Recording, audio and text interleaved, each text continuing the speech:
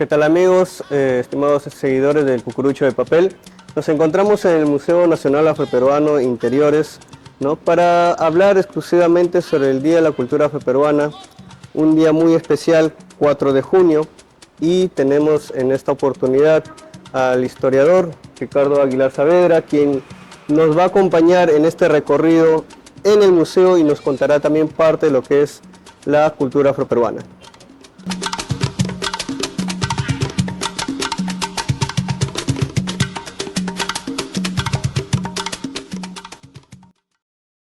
Muchas gracias, Luis Alberto. Gracias por la presentación, por tomar nuevamente aquí el Museo Nacional Afroperuano para celebrar ahora, el 4 de junio, el Día de la Cultura Afroperuana y a disposición de lo que podamos conversar. Bueno, habíamos conversado incluso anteriormente sobre el tema de la cultura afroperuana. Podríamos empezar hablando, nos podrías comentar un poco más, cuál es el origen de las personas afroperuanas? ¿Cómo es que se llega a este, digamos, mestizaje, por decirlo así, ¿no? Porque si bien es cierto, los afroperuanos vienen, ¿no?, de una descendencia Africana, afrodescendiente, correctamente. africana, ¿verdad? Sí. ¿No? ¿Cuál es el origen de un afroperuano propiamente dicho? Claro. Magnífica tu pregunta porque para celebrar algo, el Día de la Cultura Afroperuana, hay que saber qué estamos celebrando, ¿no? Ujú. De hecho, la afrodescendencia es todos aquellos aspectos culturales, sociales, lingüísticos, también regionales, Ujú. que reconocen en la herencia africana, es decir, la herencia de aquellos hombres y mujeres que fueron traídos como esclavos, esclavizados Ujú. de África, y que a lo largo de los siglos, fueron casi 300 siglos, pero 300 años Ujú. de esclavitud, se solidificó una cultura que hoy llamamos cultura afrodescendiente en el Perú. Ujú. Fenómenos similares se dieron en las Américas, en Colombia, en Claro. Ecuador, ¿no? Pero precisamente lo afroperuano, lo afrodescendiente, hay que hacer ahí siempre la salvedad, no es africano. Reconoce en sus orígenes puntos de interceptación, de matriz, con las culturas africanas. Pero lo que se formó aquí fue, como bien lo he señalado, producto del mestizaje, ¿no? Ujú. Entonces hay que reconocer primero que la cultura afroperuana es tan peruana como cualquier otra dimensión de nuestra diversidad cultural. Y además reconoce en esa peruanidad elementos de ancestralidad afrodescendiente africana. Se Eso podría es lo decir que importante. tiene su propia cosmovisión. Así es correcto, ¿no? Y que a lo largo de los años se ha ido construyendo, no es algo dinámico. Muchas veces las personas quieren Ujú. entender que es el traslado de lo africano al Ujú. Perú. O sea, y no Mm. necesariamente es así, porque aquí hubo muchísimo mestizaje. Te pongo un ejemplo, lo que hoy conocemos como el Atajo de Negritos en el sur Claro. Ujú. tiene mucha influencia de la zona andina por las migraciones que habían de Huancavelica a toda la zona de Ica, Ujú. que está aquí en la costa, ¿no? Entonces, eso quiere decir que lo que hoy sabemos como afroperuano es una construcción que reconoce como punto esencial la matriz africana, pero que Ujú. también incorpora muchísimos aportes, ¿no?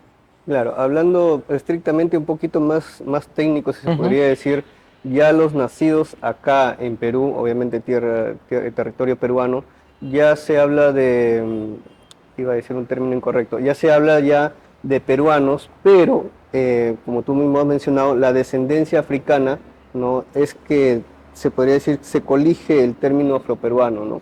Una Sí, descendencia en un territorio propiamente dicho hoy en día el Perú, ¿no? claro, definitivamente los afroperuanos somos tan peruanos Ujú. como todos, pero reconocemos en esa matriz africana parte de nuestra historia. Y creo que eso es la riqueza de nuestra diversidad. El pueblo Achánica, por ejemplo, es tan Ujú. peruano como todos, pero Ujú. reconoce en sus costumbres y en sus tradiciones parte de los elementos culturales. Lo mismo sucede con el pueblo afroperuano, por ejemplo, ¿no? Ujú. Parte de estos 300 años de mestizaje nos han conducido a tener ciertas tradiciones, formas de convivencia, asentamientos físicos en algunos lugares y bueno, cosas Ujú. así que recoge, por ejemplo, el Museo Nacional Afroperuano, ¿no? Muy interesante, muy interesante.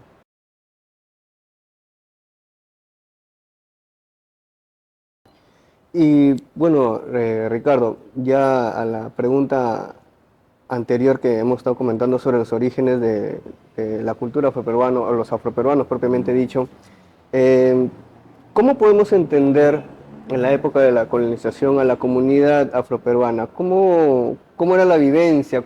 Sabemos de cierta manera que en la época de colonización acá en el Perú, obviamente los afroperuanos fueron maltratados, ¿no? Han sido, digamos, muy aparte de la esclavitud en la cual vivían, ¿no? No sé si estoy equivocado, entiendo yo que incluso en el mismo contexto social, ¿no? Sí. Allá existía un tema de discriminación, algo racial, ¿no? ¿Cómo podríamos entender en aquella época la Sí, comunidad? genial. Bueno, tú lo has dicho bien, ¿no? Hay que situarnos primero en el contexto, ¿no? La época de la esclavitud en el Perú fue desde la llegada de los españoles hasta 1854, ¿no? Pero, como tú me preguntas sobre el periodo colonial, terminamos en 1821, ¿no?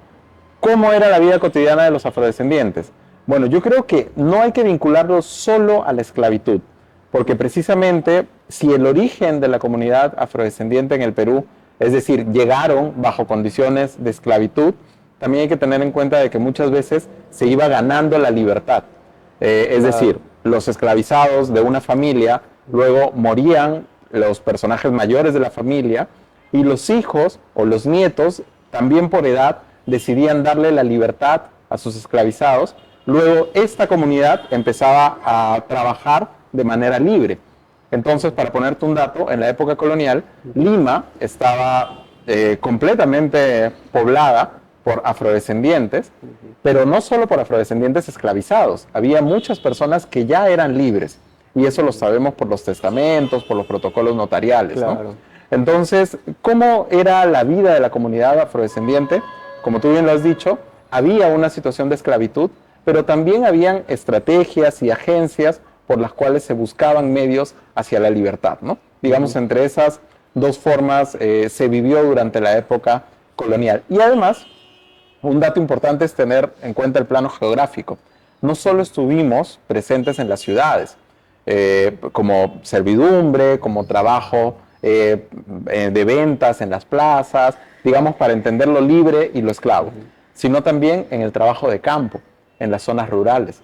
Por eso es que hoy, en el siglo XXI, tenemos muchas comunidades afroperuanas que todavía continúan las labores agrícolas, en la zona norte, en Yapatera, en Saña, o en el mismo sur, en Cañete, Chincha, hasta Tacna, por ejemplo.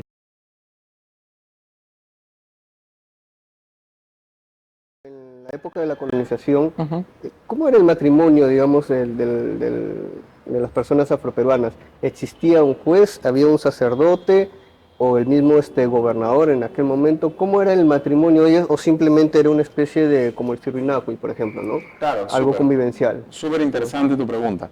De hecho, a ver, primero hay que tener en cuenta algo. Todos los africanos que ingresaban al Perú, de manera, pensemos en los esclavizados, tenían que ser bautizados antes de pisar Lima, ¿no? O sea, porque se tenía, acuérdate que Lima era casi el centro del poder, no solamente español, sino también católico en todas las Américas, ¿no?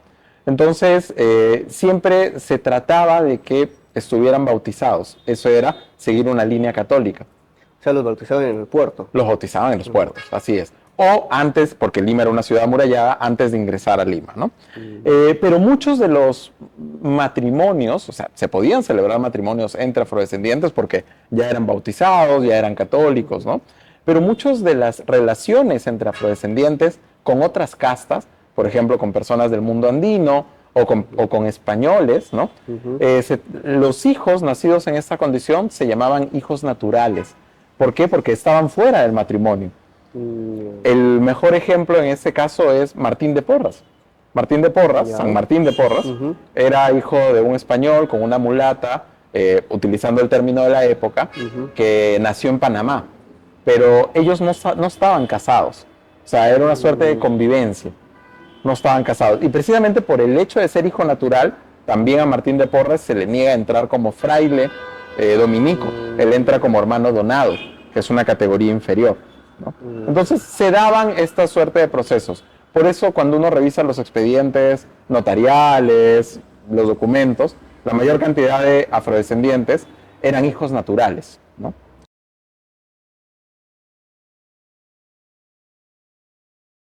Bien, Ricardo, justo habías mencionado un término muy interesante, lo que es el mestizaje, ¿no?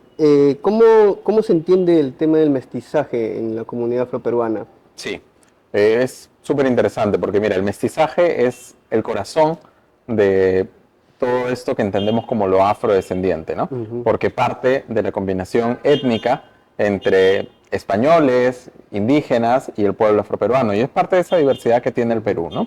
Para la época colonial se daban categorías y estas categorías te llevaban a ascender o bajar socialmente, ¿no? Por Ya. eso la preferencia para muchos, y justo siempre digo que nadie se sentía orgulloso de ser afrodescendiente en la época colonial, porque había muchas trabas que te presentaban en cuanto a educación, en cuanto a defensa legal, en cuanto a familia, mucha problemática. Entonces, lo preferible para tus hijos, para tus descendientes, era lo que en categorías de la época se llamaba mejorar la raza, que es una Ya. frase que hasta ahora algunas familias Claro. lo siguen utilizando. Ujú. Entonces el mestizaje era la combinación étnica. Por ejemplo, los hijos entre españoles y personas afrodescendientes, negros llamados para la época, resultaban ser mulatos. El caso de Martín de Porras fue un mulato.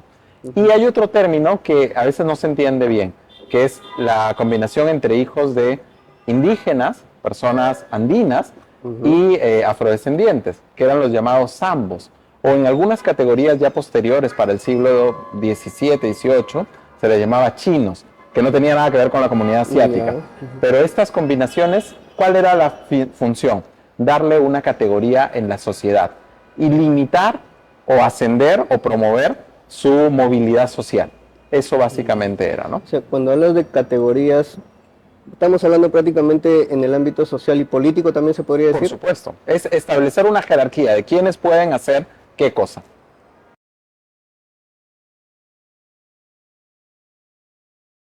Ricardo, justo habías hablado sobre el tema del estatus social, ¿no?, dentro de la comunidad afroperuana.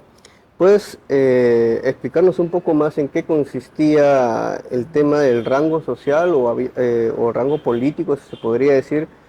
¿Cuál es el contexto de ese término en realidad? Sí, claro, mira. En realidad, ser afrodescendiente, negro para la época, Ujú. estaba mal visto.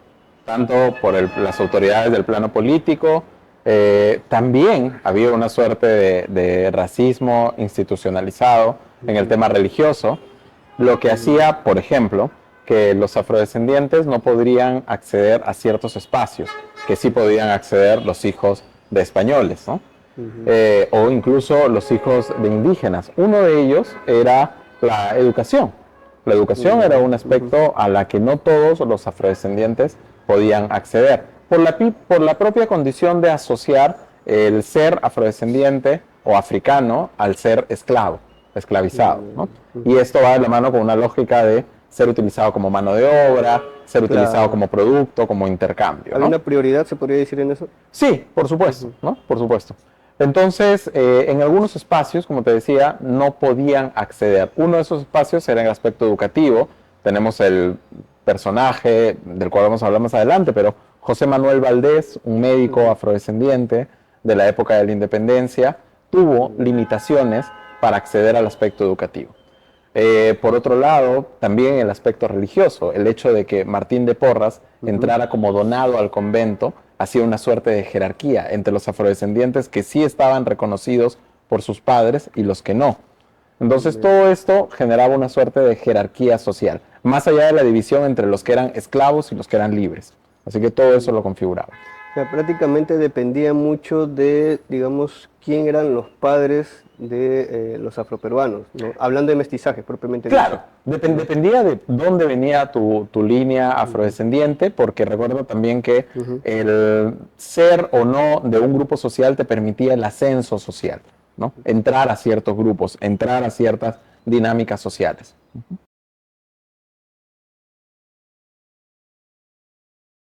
Don José San Martín declara la independencia del Perú. Sí. Ahí una cláusula, se podría decir, un decreto, ¿no? Un decreto específicamente que habla sobre la libertad de vientres. Ya. ¿En qué consiste exactamente la libertad de vientres? Bueno, efectivamente fue un decreto firmado por José de San Martín el 12 de agosto de 1821, en el que deja algo claro. A ver, hay que entender que José de San Martín tenía ideas ilustradas, venía de una formación militar también en Europa, así que había tenido contacto con las ideas de la Revolución Francesa. Es decir, de una u otra manera creía en la libertad. Tanto la libertad de los pueblos, de las naciones, como también la libertad de los individuos.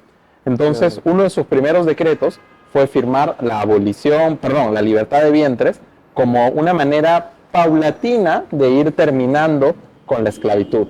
La libertad de vientre decía que a partir del 28 de julio de 1821 en el Perú no iban a nacer más esclavizados. Pero la letra chiquita que tuvo que poner, digamos, porque había mucha presión de la élite aristocrática limeña. Los hacendados, por ejemplo. Los hacendados, los dueños de los esclavizados, decía de que recién estas personas iban a ser libres, los hombres 20 años y las mujeres 25 años después. O sea, recién para 1846 se iba a dar una abolición de la esclavitud. Es decir, los niños nacidos iban a tener que seguir trabajando dentro de las haciendas, ¿no? O sea, estos niños que nacen, que si bien es cierto, ya don José de San Martín decía que tendrían que ser libres, entre comillas, ¿no? Pero hasta una cierta edad, hoy en día que conocemos, por ejemplo, la mayoría de edad que es a los 18 años. Claro, por supuesto. Algo así, ¿no? Ya una determinada edad. Iban a seguir bajo la gobernanza del patrón, ¿no?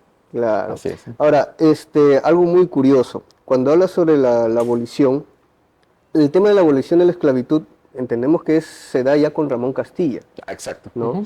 Exactamente, ¿cuál es la diferencia entre ambos? Porque don José de San Martín, ¿no? Habla sobre la libertad de vientres con la finalidad, como bien has dicho, de la libertad del individuo, ¿no? Y se sobreentendía de que los hacendados obviamente estaban en un contexto social, se oponían, ¿no? ¿Cuál es la diferencia con Ramón Castilla? Porque para la época de Ramón Castilla todavía existía, se podría decir, el tema de hacendados. Sí, y todavía existía la esclavitud, ¿no? ¿Cuál es la diferencia entre la libertad de vientres y la abolición que da, la abolición de la esclavitud que da Ramón Castilla? Claro, mira, es sencillo. Y tiene que ver con términos económicos, ¿no? Porque si bien José de San Martín estableció por decreto la libertad de vientres, no dio ningún estipendio, ningún precio justo, ningún pago a los hacendados, ¿no? En cambio, para la época de la abolición de la esclavitud, recuerda que el contexto de la riqueza peruana se sustentaba en el guano. Ramón Castilla compra la libertad. El Estado peruano compra la libertad de los esclavos. A mí siempre me gusta poner un ejemplo. Imagínate que tú tienes esclavos, tienes hombres y mujeres esclavizadas. Yo soy Ramón Castilla y yo soy el Estado. A ti te voy a decir, Luis Alberto, tú tienes que darle la libertad y yo te voy a pagar 300 pesos por cada uno de tus esclavos. Ya. ¿Qué vas a hacer tú? ¿Les vas a dar algo de esos 300 pesos a los esclavos? ¿Yo te estoy diciendo que le des? No, solamente me estás pagando. Yo te estoy pagando a ti porque fuera fueron una mercancía. Y quitándonos las ideas románticas, tú no tendrías que darle absolutamente nada. Entonces, allí vienen dos fenómenos. Por un lado, el inicio de la desigualdad, porque si bien ya son libres, empiezan a participar de la ciudadanía en condiciones desiguales, ¿sí? Porque se les da las peores tierras, no tienen acceso a los sistemas educativos, entre otros. Existen todavía resistencias discriminatorias, pero por otro lado los hacendados empezaron a ganar dinero a partir de la libertad de los esclavizados. Entonces son esos dos fenómenos.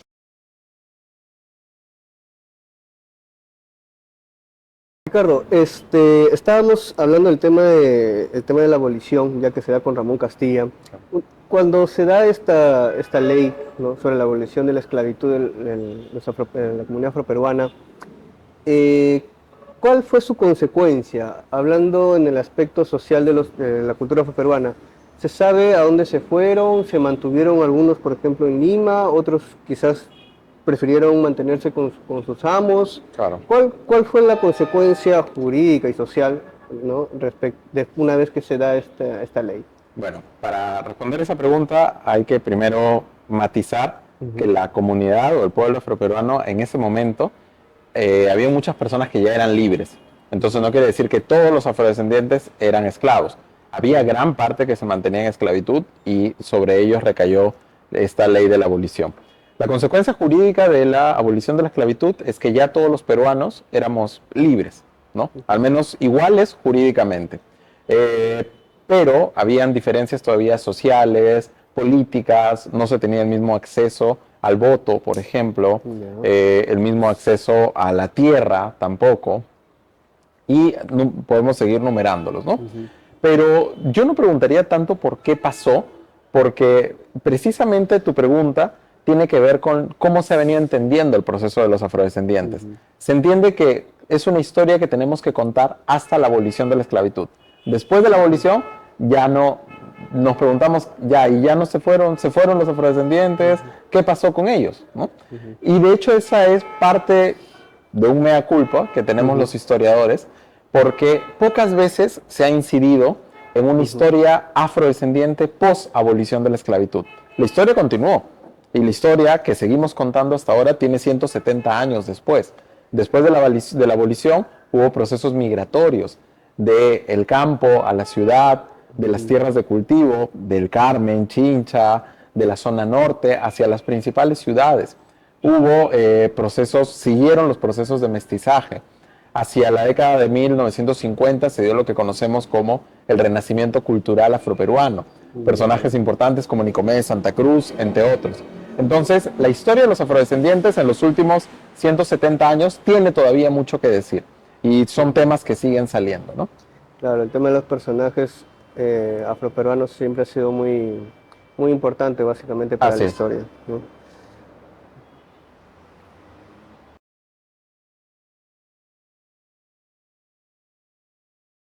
Bien, hablando del tema de los personajes, los que más han resaltado quizás en la historia de la cultura afroperuana, sí. A partir del año 1800 hacia adelante o hasta la actualidad, hay registros quizás en el cual se haya dicho, por ejemplo, el caso de San Martín de Porres, ¿no? Un afroperuano muy reconocido, pero muy aparte de él, hay existido otro tipo de personajes o héroes nacionales, por decirlo, los que han participado, por ejemplo, en las guerras. Sí. Sí, de hecho, justo desde aquí del Museo Nacional Afroperuano, desde la Mesa de Trabajo Afroperuana, estamos tratando de reconocer y destacar diferentes personajes para reconstruir nuestra historia, que no es una historia que normalmente se cuenta en los libros ni de colegio, ni en las universidades, etcétera, ¿no? Y sí, ha habido muchos personajes. De hecho, José Manuel Valdés, el médico del que hablábamos hace un momento, es un personaje muy importante. Firmó el Acta de la Independencia, estudió medicina, llegó a ser lo que para la época vendría a ser un ministro de salud, protomédico general del Perú. Entonces, un afrodescendiente que además destacó en múltiples actividades, ¿no? Para desencasillar a ese quizás estigma que hay, que los afrodescendientes solamente son protagónicos en el baile, en el deporte y en la comida, ¿no? En el deporte han habido muchos personajes, ¿no? Pero vayamos más allá.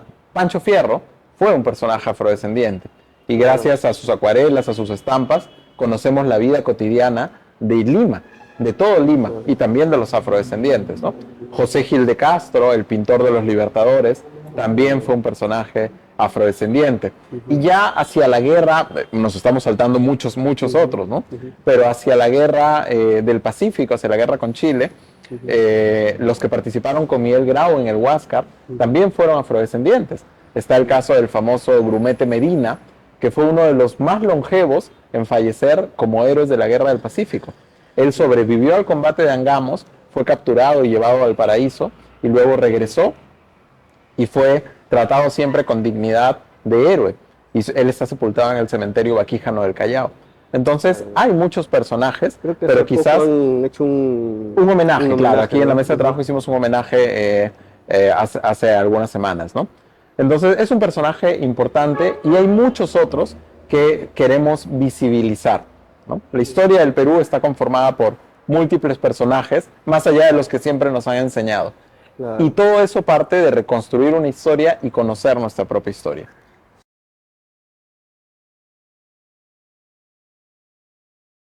Bien, Ricardo, ya bueno, hemos pasado a hablar sobre la historia de la cultura afroperuana, de sus orígenes prácticamente. Hoy en día, hablar sobre el Día de la Cultura Afroperuana, ¿no? Ya declarada por ley, 4 de junio de cada año. Pero hay algo muy curioso, ¿no? Si bien es cierto, se proclamó en 2006, Sí, en 2006, 2006, exactamente. ¿verdad? Pero esta ley no dice mucho, Ujú. ¿no? Solamente dice, se proclama que cada 4 de junio de cada año se declara el Día de la Cultura Afroperuana. ¿Se sabe cuál es el motivo? ¿Hay un fundamento? ¿Han tomado en cuenta una fecha en específica Sí. para que sea un 4 de junio? Sí, claro. Mira, de hecho, esta ley es parte del trabajo de la Mesa de Trabajo Afroperuana, que Ujú, nace en el año 2004, cuando se cumplían 150 años de la abolición de la esclavitud. claro. Un grupo de parlamentarios y personas, organizaciones de la sociedad civil, se reúne para ver qué otros temas y estrategias se deben desarrollar en cuanto al pueblo afroperuano. Y Ujú, una de las demandas era declarar por ley que se celebre un día específico, que es el Día de la Cultura Afroperuana. ujú. Se eligió el 4 de junio porque el 4 de junio nació Nicomedes Santa Cruz, Gamarra, Ah, ok. uno de los máximos expositores y además investigadores y difusores de la cultura afrodescendiente, ¿no? Ujú, No solo a través de sus décimas, sino también investigó canciones, viajó por todo el Perú, una serie de ujú, trabajos. Por eso se declara el 4 de junio, ¿no?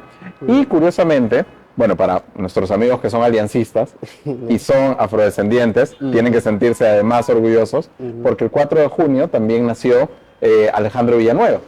Ya, claro. Así que hay Futbolista. dos personajes emblemáticos para la cultura afroperuana que Ujú. festejar el 4 de junio. Creo que es mayor razón para que sea el Día de la Pero Cultura Afroperuana. o sea, justo ha coincidido estos natalicios Así de es. ambas personas para celebrar este día.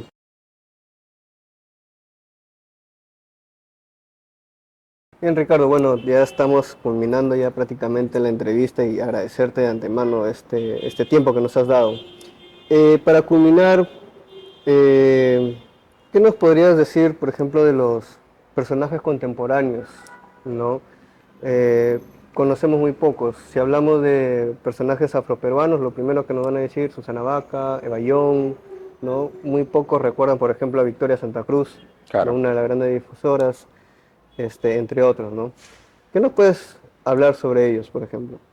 Bueno, yo creo que eso tiene que ver con una historia después de la abolición de la esclavitud que no se ha contado, ¿no? Ujú, No se ha contado que las familias migraron, no se ha contado qué pasó con estos músicos o cómo empezó a surgir la historia afroperuana, cómo se, ujú, no desvinculó, pero podríamos decir cómo empezó a tomar su lugar dentro del criollismo también, ¿no? claro.